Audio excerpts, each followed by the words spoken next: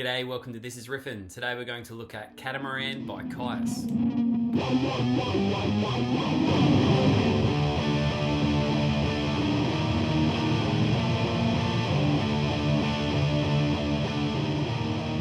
Another awesome song by Kyuss I've been hoping to cover for a while now. So I'm saying by Kyuss, but for those who don't know, this is actually a cover by the awesome Yawning Man.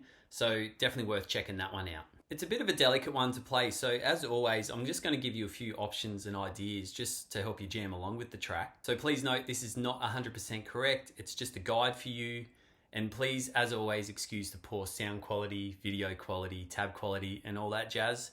It's a work in progress and I'll get there eventually. And today I'm just playing through my old faithful Fender Jag, which is plugged into my Fender Champion 100 Solid. I've got a reverb setting I might use and just an overdrive setting to my liking, so no pedals or anything. And it helps to maybe just go to your neck pickup if you can, just to give it a bit more Kyuss type tone. With the tab that I put up on the screen, the notational values are way off, but I just try to huddle the frets together just to help it come across a bit easier. So to play this ripper track, you'll just have to tune your guitar to C standard tuning, which goes like this: C, F, A sharp, D sharp, G, and C. But I'll probably just refer to standard tuning being E, A, D, G, B, and E.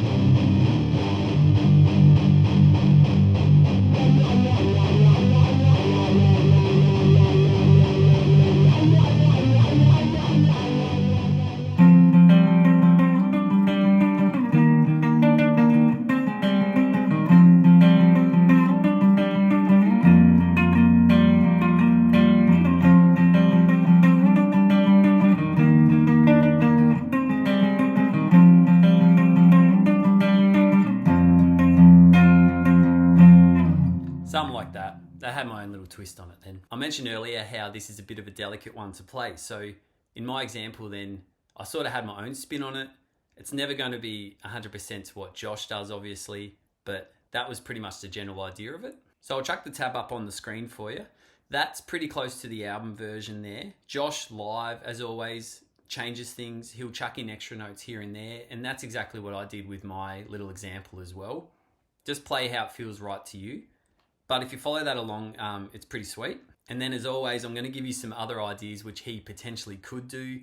There's two guitar tracks, so one's a little bit different to the other one as well. The first intro riff basically revolves around a power chord type shape, which is at 7 on the D and 9 on the G.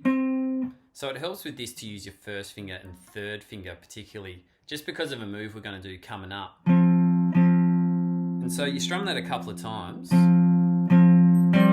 and then you're going to whip in the open B string, which I like to do with an up stroke there, and then it's another down of the power chord. So if you wanted, you could go down, down, up, down with the power chord, and then another B, then a power chord, and then the B again. So the idea is you're sort of like flicking up and down, whip it in whenever you want. And then in my example earlier, I probably didn't even play it exactly like that, but that's the general idea of it.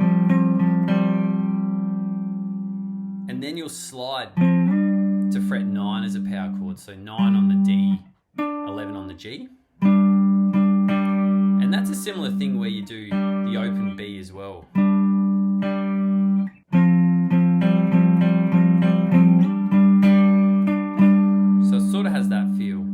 So after you do that open B, it's another couple of strums of the 9 power chord. You go down to 5 as a power chord. You could slide.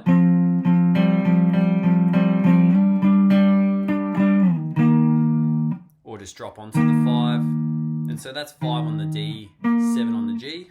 You do a couple of strums of that. And then this is where your pinky comes into play. Well, I mentioned it's helpful to use your third finger for the G. And so you'll strum the power chord at fret 5 a couple of times, and then chuck in your pinky on the B string. And it's sort of that power chord shape that Josh likes to do a lot. So it's 7, 7 on the B, of just whips that in there.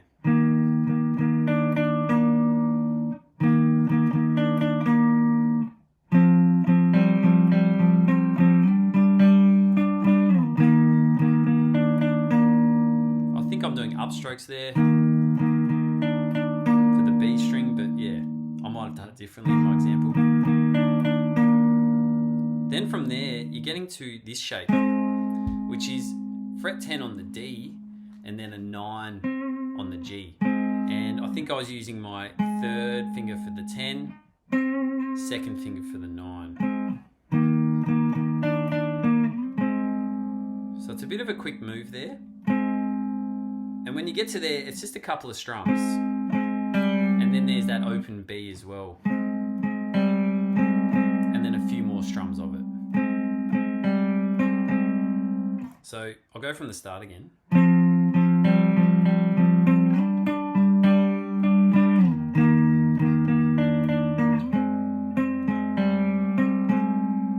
Something like that. I find that finger position there works best for me, or using those fingers. You'll then go back to the 7 power chord. Similar sort of feel there, where you're chucking in the B strings and sort of down, up, down, up. Back to 9 as a power chord on the D. This time though, you're going to go up to 12 on the D string as a power chord, and that's like with a slide. When you slide up there, you can actually also do open on the A string there. So it's open on the A, 12 on the D, 14 on the G. And then you strum it again, but you can also do the B string here. And so I was just dancing around playing the power chord a few times, chucking in the B string when it felt right to me, like so. So what I think I'll do is I'll play it from the start again, just to avoid confusing the hell out of you, and hopefully that will give you the feel. It's worth noting when you go to 12, it only just does that once throughout the whole song. The rest of the time he's actually going to go back to 7, so I'll explain that when that comes up. So imagine you've gone from the start. So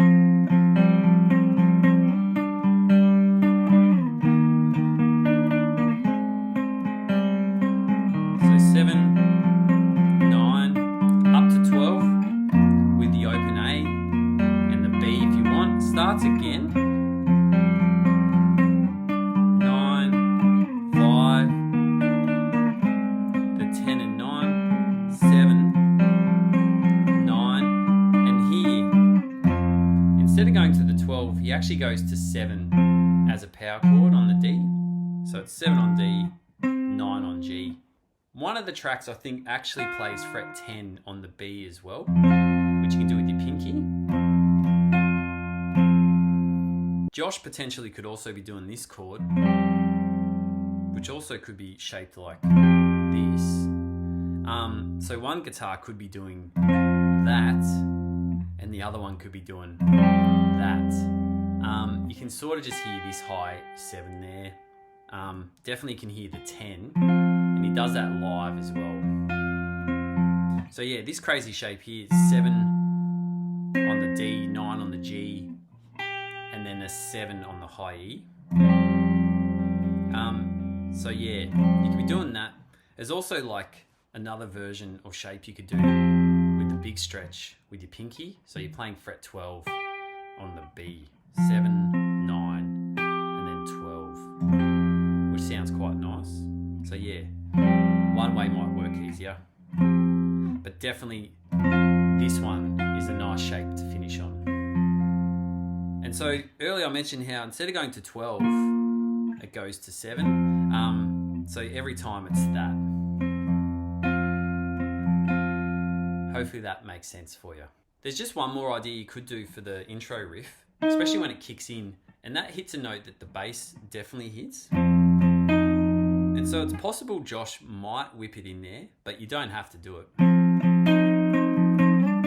So everything's played the same, except right at the start, this shape here, you're going to play a fret 8 on the B string. So it's 7 on the D, 9 on the G, 8 on the B, with with your second finger there.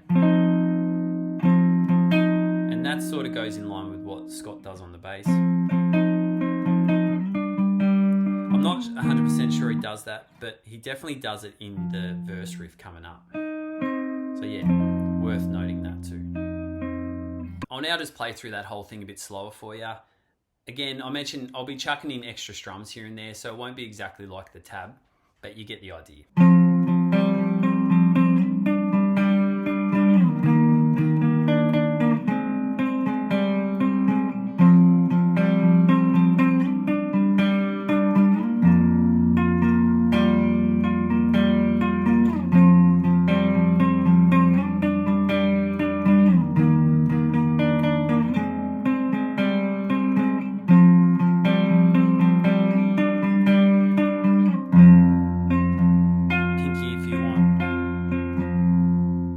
That's the rough idea there of what he's doing.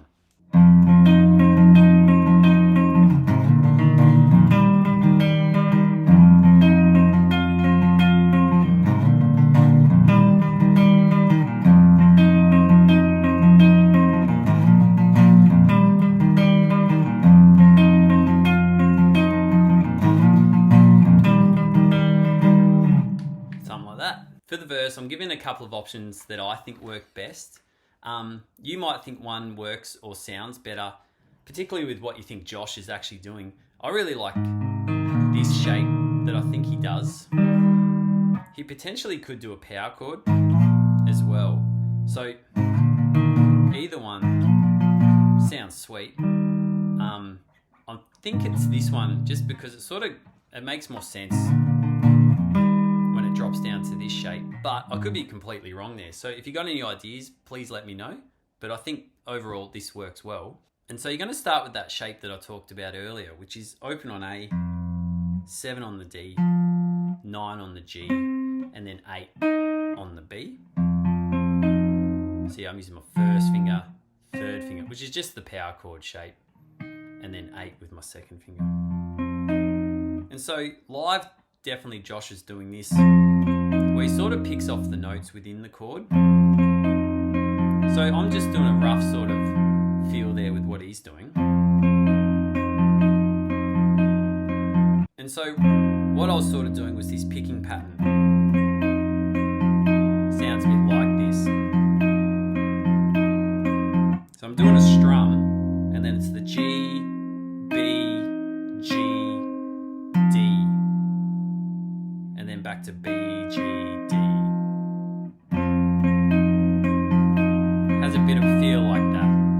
And I'm doing upstrokes for the 8 on the B and the 9 on the G. So sort of like down, down, up, up, down, up, up, down, up, up, down. Hope that sort of helps and makes sense.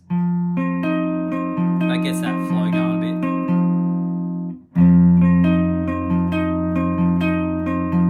And then here's this move, which I like the sound of, using my second finger for the 3 on the A and my first finger for the 2 on the D. You've also got open G in there. And so from there you're sliding to 5, keeping the same shape. So 5 on the A, 4 on the D, open on the G. And so I'm sort of just picking off notes in there, strumming around. And then you'll drop that shape down a string. So from there you're going to go down to 5 on the D, 4 on the G, and open on the B.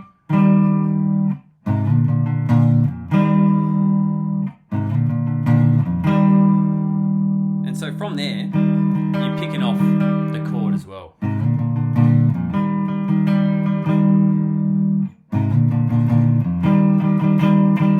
On the tab there, I've kept it pretty simple. So if you strum it however many times are there, you'll be fine.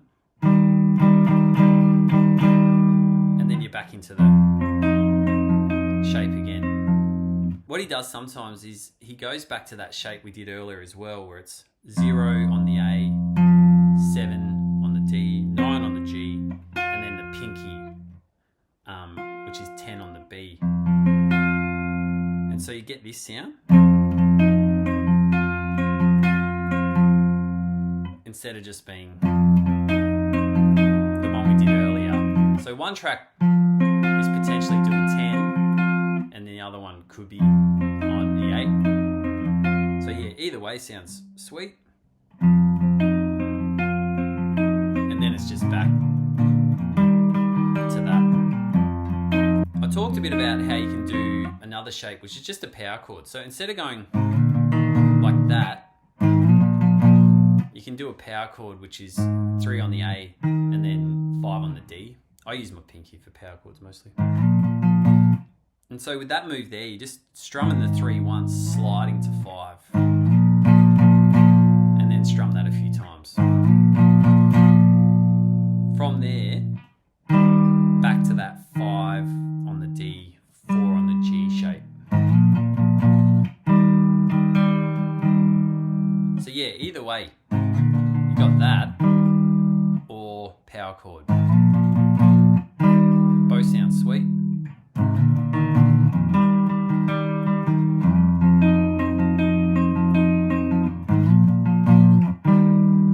Works really well too. And then lastly, one more idea you could do is instead of doing the 5, 4 open on the D, G, you could actually do a power chord there. So you get this. Right there, which is just a power chord on the D string. 5 and then 7 on the G. You potentially could do that. I think it's that shape though. That seems a bit more fitting for me. But that still sort of works too. So yeah, just another idea to annoy you. I'll now just run through the verse a bit slower for you, either chucking in the shape there or the power chord shape. Just see what you think.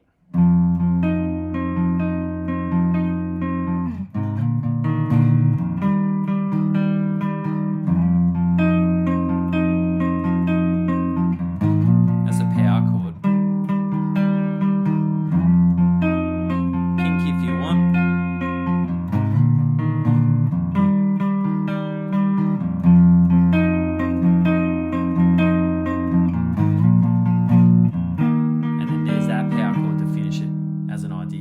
Also, when you're playing this, you don't necessarily have to pick off the notes. You could just strum it, which sounds cool. It's also just worth noting that I naturally chuck in these opens just when I change to the next chord without thinking, like right there to start again. And so you do that, and that sort of keeps the rhythm going with your strumming hand. I haven't put them in the tab at all for you, but if you do notice that, that's all I'm doing. It almost buys you time to get to the next chord. So I'll do it there without thinking. And then there as well. So a lot of guitar players do that without thinking. So yeah, that might help you. Definitely helps the groove just kick along nicely.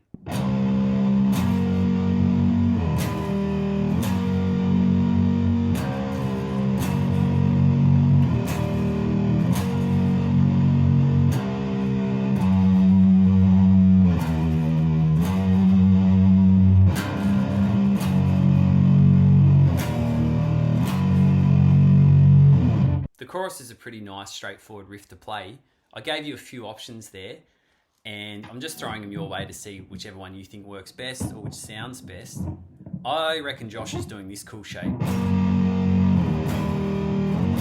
It's a wicked chord, and so he's holding 6 on the top string and then 7 on the G, sort of like a bar chord, without your pinky and third finger. Yeah, that's the way I like to think of it. And so I actually generally use my third finger a lot for that. And what that does is it helps me block the other strings so I can just strum like crazy and not hear them. But you could use your second finger for sure as well. Same sort of technique. Your first finger's blocking the other strings there. So you're only hearing the top string and the G. move that shape to 3 on top, 4 on the G, and then back to 6. So yeah, I forgot to say, it starts with an open.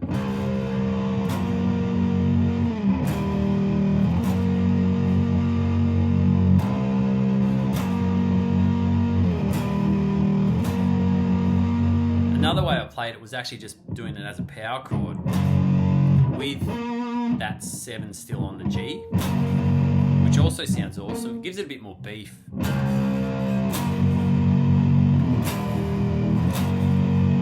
Sounds sweet. Another way is just the top string only, so open 6, 3, 6. He even does a vibrato, I think, occasionally. Definitely on the second chorus he's doing that. Sounds cool. You could even do that with that verse shape, which sounds cool.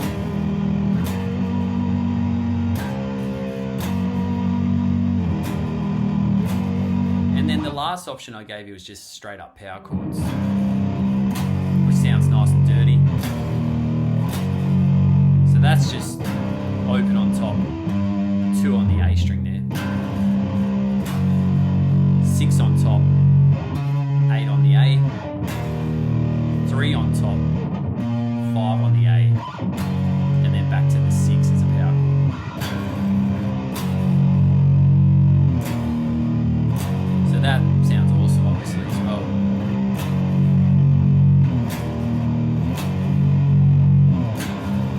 And then to finish the song again, you just go back to the intro, play through,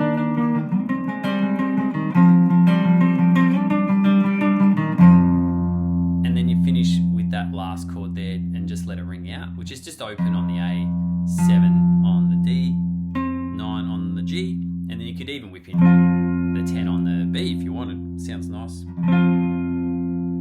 And then just, yeah, let it ring out. Well, I hope that helps you out in some shape or form. Wicked song. I gave you just the basic idea of it. If you've got any more ideas that I might have missed there, please leave a comment below, and I'll catch you soon. Bye.